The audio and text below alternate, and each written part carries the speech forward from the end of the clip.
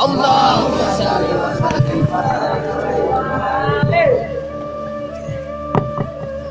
Assalamualaikum warahmatullahi wabarakatuh.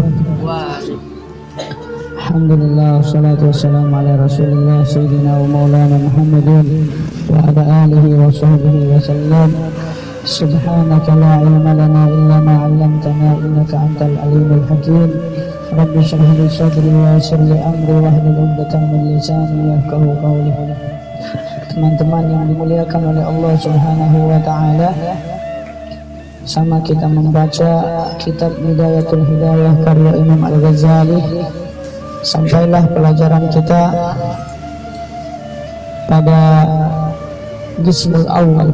Sebagaimana kita ketahui bersama bahwa di dalam kitab Bidayatul Hidayah, awal mula seseorang hendak ingin menggapai hidayah, awal mula orang yang pertama kali, hal yang pertama kali yang ingin dia lakukan ketika dia hendak hijrah.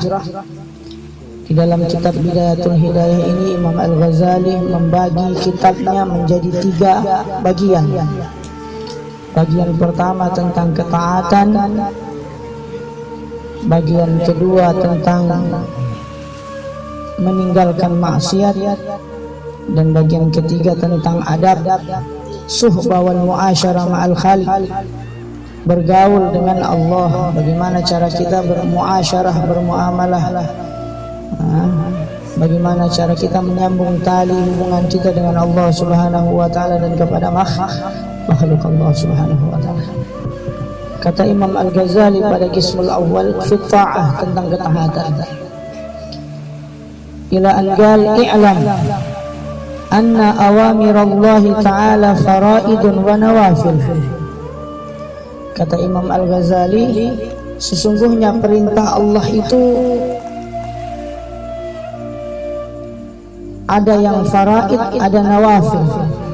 Ada kewajiban-kewajiban Allah, ada perintah sifatnya wajib, ada nawafil, ada perintah sifatnya sunnah. Faraid itu kewajiban, jika dikerjakan mendapatkan pahala, jika ditinggalkan mendapatkan dosa. Ada perintah Allah sifatnya sunnah, jika dikerjakan dapat pahala, jika ditinggalkan tidak mengapa. Lanjut Imam Al-Ghazali menjelaskan, fal fardu ra'sul mali wa huwa aslu tijarah wa bihi tahsulun najah. Adapun perintah Allah yang bersifat wajib ini, Imam Al-Ghazali mengandaikan dia bagaikan ra'sul mal, modal, wa huwa aslu tijarah wa bihi tahsulun najah, asal muasal perdagangan, modal pokok di dalam berdagang. Wabihi tahsulun najah, dengan faraid ini, dengan kewajiban-kewajiban yang Allah perintahkan kepada kita ini, tahsulun najah, keberhasilan akan dapat kita gapai. Jadi orang kalau ingin mendapatkan keberhasilan, hendaknya kewajiban-kewajiban yang Allah perintahkan kepada dia laksanakan, karena kewajiban ini adalah modal utama. Wan naflu huwa ribhu wa bihil fawzu bid darajat. Adapun perintah Allah yang sifatnya sunnah itu adalah ribhun. Ribhun itu artinya keuntungan. Selain modal pokok ada juga keuntungan. Wa bihil fawzu bid darajat, dan dengan perintah Allah yang sifatnya sunnah ini seseorang akan mendapatkan derajat tinggi, kedudukan di sisi Allah. Mari kita dengar sabda Nabi sallallahu alaihi wasallam. Qala sallallahu alaihi wasallam, Nabi sallallahu alaihi wasallam bersabda, yaqulullahu tabaraka wa ta'ala, bahwasanya Allah Subhanahu wa taala berfirman, berkata di dalam hadits qudsi, ma tagarraba ilayya al-mutagarribuna bimithli ada'i maftaratu alaihim wa la yazalu al-abdu yatagarrabu ilayya bin nawafil hatta uhibbah. Orang-orang yang ingin mendekat kepada Allah mereka mendekatkan diri kepada Allah, kata Allah, maftaratu alaihim, lewat apa yang aku fardukan kepada mereka, kewajiban-kewajiban yang aku berikan kepada mereka. Dengan kewajiban-kewajiban itu mereka mendekatkan diri kepada apa? Kewajiban Allah, salat, puasa, zakat bagi yang mampu, haji bagi yang mampu, ya kan? Kewajiban-kewajiban yang Allah Subhanahu wa taala berikan itu, kewajiban-kewajiban yang Allah Subhanahu wa taala wajibkan kepada kita itu adalah jembatan kita untuk mendekatkan diri kepada Allah. Wala yazalul abdu yatagarrabu ilayya bin nawafil hatta uhibbu. Kata Allah, senantiasa hamba aku itu sudah aku wajibkan kepada dia sebuah perbuatan dan dia lakukan perbuatan wajib itu, yatagarrabu ilayya bin nawafil. Dia tambah lagi kewajiban itu dengan nawafil, amalan-amalan sunnah. Jadi sudah dia mengerjakan sholat subuh, sudah dia mengerjakan sholat zuhur yang sudah diwajibkan kepada dia, dia tambah lagi dengan amalan-amalan sunnah. Amalan sunnah itu banyak, tidak hanya qabliyah ba'diyah. Senyum juga itu sunnah. Tabassumuka fi wajhi akhika shadaqah. Senyummu di hadapan saudaramu adalah sedekah. Jumitul aza anit tariqi sadaqah. Menghilangkan duri dari jalanan juga adalah sedekah. Banyak kebaikan dan sunnah-sunnah Nabi. Nah, dengan sunnah-sunnah Nabi itu kita jadikan itu tangga kita untuk mendekatkan diri kepada Allah. Kata Allah, orang itu sudah aku wajibkan kewajiban, tapi senantiasa dia mendekat kepada aku dengan tangga-tangga amalan-amalan sunnah, hatta uhibbah, kata Allah, sehingga aku mencintai. Kalau sudah Allah cinta kita, apalagi yang kita butuhkan? Cinta apalagi yang kita butuhkan? Kalau sudah Allah yang cinta sama kita, maka seluruh makhluk akan cinta kepada kita. Sebutkan bahwasanya dalam hadis lain, pernah suatu ketika Allah Subhanahu wa taala memanggil malaikat Jibril. Dipanggil malaikat Jibril ke hadapan Allah dan Allah berkata, ya Jibril, inni uhibbu fulanan fa'ahibbuh. Wahai Jibril, sesungguhnya aku cinta itu orang itu. Ada satu orang di dunia itu aku cinta. Maka Jibril cintai dia. Maka malaikat Jibril juga mencintai orang itu. Kemudian malaikat Jibril naik ke atas langit. Fagala Jibril berkata, ya ahlas sa'id, sesungguhnya Allah cinta sama orang itu. Satu orang yang Allah cinta itu, sesungguhnya Allah cinta. Wahai seluruh penduduk langit, cinta orang itu. Maka seluruh penduduk langit mencintai orang itu. Maka turun lagi malaikat Jibril ke bumi. Fagala ya ahlal ardi, innallaha yuhibbu fulanan fa'ahibbuh. Wahai penduduk langit, dari bebatuan, benda hidup, benda mati, pepohonan, yang kecil yang besar, wahai seluruh makhluk hidup yang ada di bumi, sesungguhnya Allah cinta fulan. Maka cintailah kalian karena Allah cinta kepada dia. Maka seluruh penghuni bumi ini cinta kepada orang. Ciri daripada kecintaan penduduk langit dan penduduk bumi kepada seseorang, fayuftabu alaihi al-qabul, kata hadis Nabi SAW, orang itu akan diterima di mana saja dia berada. Walau dia berada di tempat musuh akan menghormati dia. Karena apa? Penduduk langit dan penduduk bumi cinta kepada dia. Maka kata Allah, hatta uhibbah, sehingga aku mencintai dia. Bagaimana caranya sehingga Allah cinta dia? Dia mendekatkan diri kepada Allah dengan amalan-amalan sunnah. Sedikit lagi.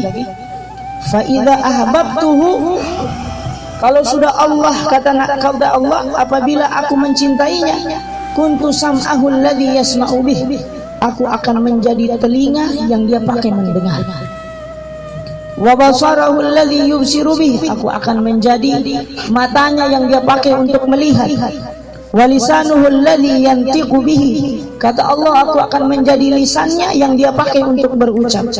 Wa yadahu allati yabtisu biha, dan aku, kata Allah, akan menjadi tangannya yang dia pakai untuk menggenggam.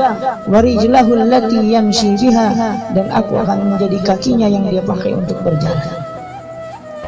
Ada dua pendapat ulama ketika menafsirkan hadis ini. Pendapat yang paling masyhur ada dua. Pendapat yang pertama, ketika seseorang mengamalkan amalan sunnah setelah amalan kewajiban yang telah diwajibkan oleh Allah kepada dia, maka Allah akan mencintainya sehingga Allah akan menjadi pendengarannya. Maksudnya apa? Allah jaga pendengarannya sehingga telinganya ini tidak lagi mendengar hal-hal yang buruk. Allah jaga penglihatannya sehingga penglihatannya tidak lagi melihat hal-hal yang buruk. Allah jaga lisannya sehingga lisannya tidak lagi berucap ucapan yang buruk. Allah jaga tangannya sehingga tangannya tidak lagi mengambil hal-hal yang kurang bagus. Allah jaga kakinya sehingga kakinya tidak lagi berjalan ke tempat-tempat yang Allah murka. Jadi siapa orang yang ingin dijaga oleh Allah, hendaknya dia menjaga amalan sunnah.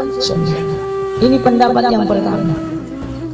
Pendapat yang kedua, pendapat yang masyhur, pendapat orang ulama-ulama sufi.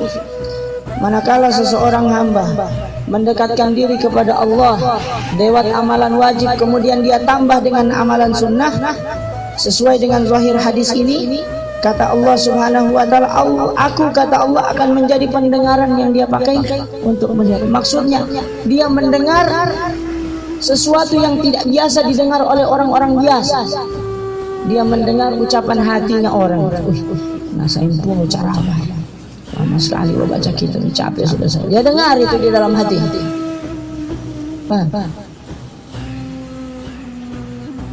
Wa basaruhu allati yubsiru bihi, Allah akan menjadi matanya yang dia pakai untuk melihat. Maknanya apa? Dia mampu melihat sesuatu yang tidak biasa orang lihat. Dia tahu ini orang-orang kau habis begini tadi, kau habis begini tadi. Dia tahu, dia lihat. Walisanul ladzi yantiqu bihi, dia akan menjadi, Allah akan menjadi lisan yang dia pakai untuk berbicara sehingga apa yang dia ucapkan jadi. Wa yadul lati yabtisu biha, dan Allah akan menjadi tangannya yang, siapa orang yang mendekatkan diri kepada Allah setelah kewajiban yang Allah berikan kepada dia, dia tetap mendekatkan diri kepada Allah dengan amalan-amalan sunnah, maka Allah akan menjadi tangannya dia pakai untuk bekerja. Di sinilah yang terakhir, warijrahul lati yamshi biha, dan Allah akan menjadi kakinya yang dia pakai untuk berjalan. Maknanya menurut ulama yang kedua ini menafsirkan makna ini, dia berjalan dengan jalan yang tidak sama seperti jalannya orang. Ini kita lihat ya, kita dengar ulama-ulama dulu, mereka itu seperti melipat bumi, ahlul hadwah.